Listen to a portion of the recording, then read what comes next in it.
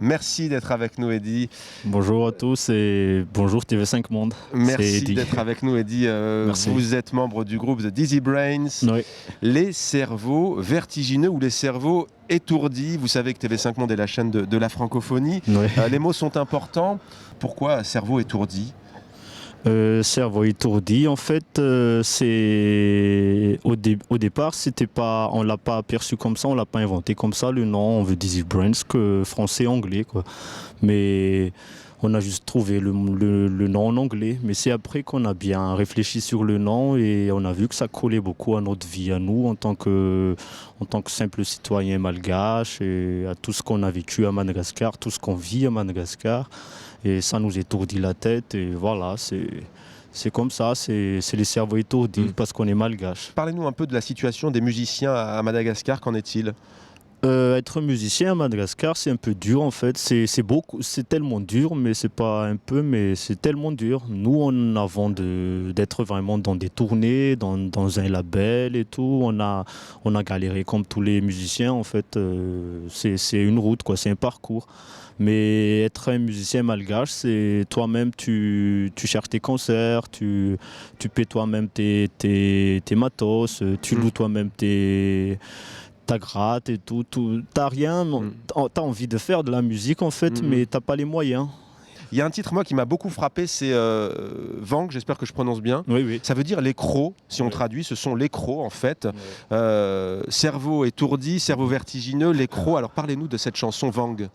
Vang, en fait, c'est une chanson carrément qui raconte l'histoire des jeunes à Madagascar, et même pas juste les jeunes, mais carrément de tous les malgaches. Et ça parle de politique, des cas sociaux qui se passent à Madagascar, de la vie des malgaches en fait. Et ça veut dire les crocs parce que dans la chanson, ça parle du fait que quoi que tu fasses dans ton pays, tu dois montrer tes crocs avant de pouvoir réussir.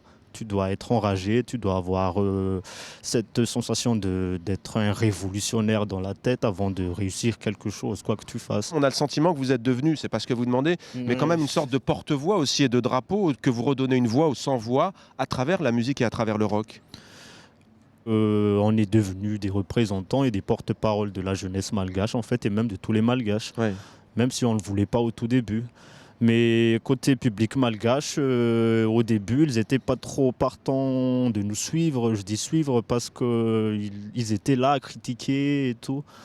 Pour que les malgaches aiment bien le fait de se cacher en fait des yeux du monde. On est assez isolé du monde aussi. Géographiquement. Donc, géographiquement. Qu'est-ce que c'est pour vous d'être ici ? Des artistes ici, tunisiens, algériens, marocains, nous disent d'abord de rencontrer des artistes venus de tout le continent, du Moyen-Orient, d'échanger nos expériences. Et pour vous ?